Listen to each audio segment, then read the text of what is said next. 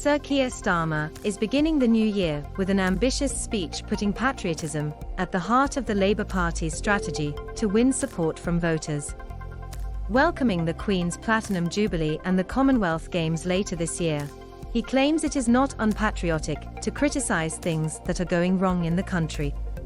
He says it is precisely because we are patriotic that Labour wants to correct things like the rising cost of living, tax rises, fear of crime, and difficulty getting a quick appointment with a GP. Speaking to local politicians in Birmingham, the Labour leader calls for the courage to build a new Britain in which you and your family get the security, prosperity, and respect that they deserve. And in his first personal attack on Boris Johnson of the new year, he says, "I don't think politics is a branch of the entertainment industry. I think it's the serious business of getting things done." Advertisement. Please use Chrome browser for a more accessible video player. 245 Consumers struggle as energy prices soar. Sir Keir's strategy of focusing on patriotism, part of an attempt to explain what Labour stands for, was first revealed in a leaked document last year advising the party to make use of the Union flag. But the plan has been bitterly criticised by senior left-wing MPs, such as former shadow cabinet members Clive Lewis and Richard Burgon, who claim it risks alienating young and ethnic minority voters.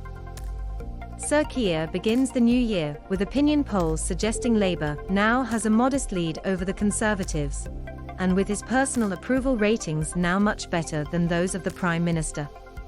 In his speech, the Labour leader celebrates the country we live in, and all that the British have to be proud of, including the rule of law, Her Majesty the Queen, and universal public services. As we begin this new year, Britain has entered a new phase, he says. Because just as the government has revealed itself to be unworthy of your trust, its incompetence is becoming plain. The cost of living is increasing. Energy bills are going up, wages are stagnant. Tax rises are coming in April. Too many people do not feel safe in their streets. And good luck to anyone trying to get a quick GP appointment. I am well aware that just because the Tories lose the public's trust, it doesn't mean Labour simply inherits it. Trust has to be earned. I am confident, but not complacent about the task ahead. On patriotism, he says, I am personally thankful that I grew up in a country which had a national health service to care for my mum when she needed help. That gave me the opportunity to go to university and become a lawyer and fight for what is right. This country has presented me with great opportunities. It's a great place to live. But I don't think you cease to be a patriot because you notice your country has flaws. On the contrary, the reason we in this party want to correct those flaws is precisely because we are patriotic. I came into politics to make things happen, not just to talk about them. Image: England will host the Women's Euros in 2022. Pic: AP.